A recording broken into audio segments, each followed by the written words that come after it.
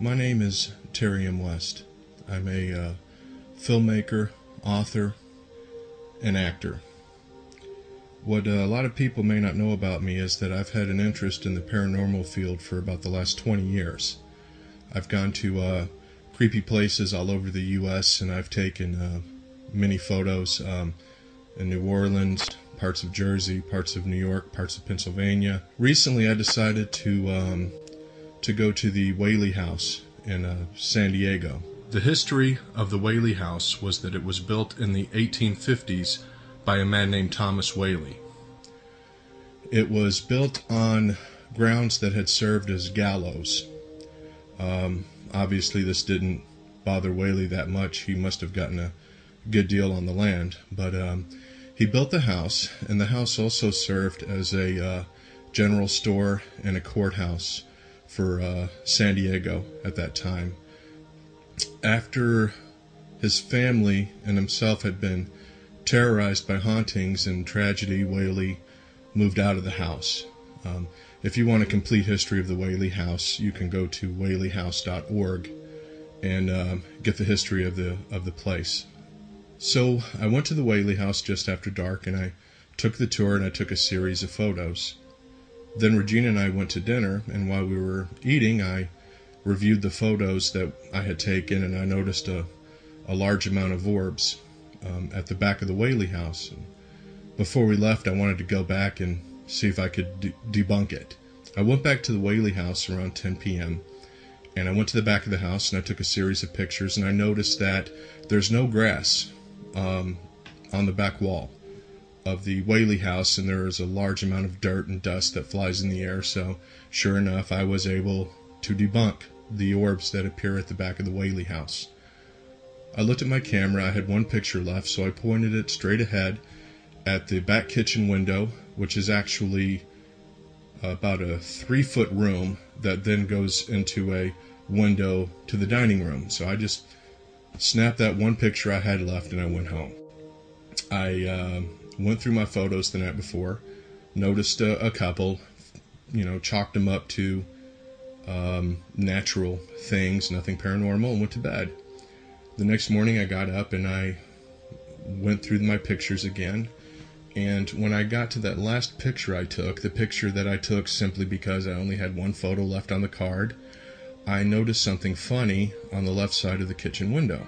I zoomed in on that, expecting to see a vase or something possibly on the dining room table, and what I was faced with was what seems to be a translucent apparition, and it's wedged right in between the outside window and of the kitchen and the inside window of the dining room.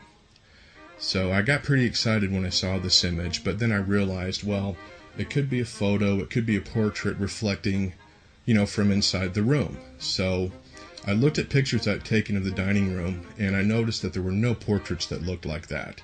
The kitchen walls are absolutely bare. So I had to discount a reflection of a portrait or a picture. And if you look closely at the figure, it seems to me like a man that could be from the 1800s. I mean, just the sort of regal look of his face. Even if you look at his clothing, it looks like fancy and definitely 1800s type of clothing.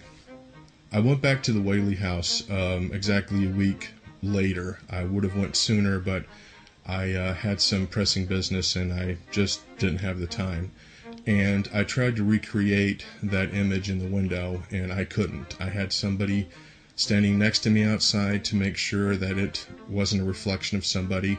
When I took the photo of the kitchen, my back was against a small brick wall of this little building, which is a facility for the volunteers, I guess, to change or use the restroom. So there was no way anybody could have been standing behind me, and there's no way I wouldn't have noticed if somebody were standing in front of me.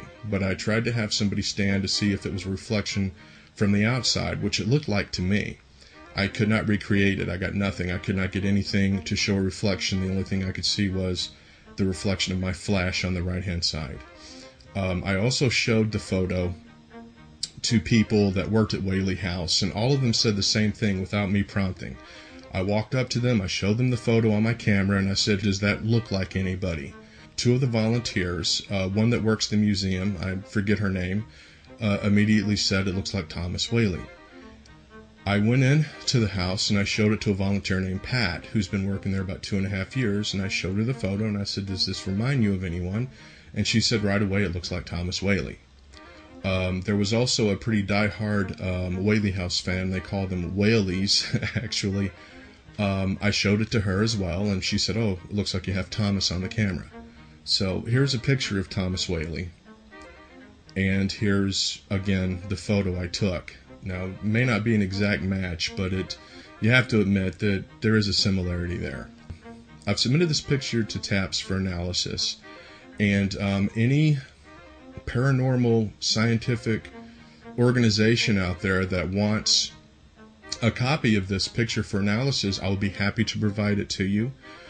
Just go to terrymwest.com and hit my little contact button, and you can email my management and they will forward it to me. I will be happy to provide this to any paranormal organization or news media. I have copyrighted the photo, and I do want to receive proper credit for it.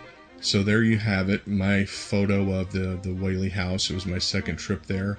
I've taken pictures of cemeteries, supposedly haunted places, for the better part of 20 years, and this is the first time I've ever got anything that I consider to be substantial.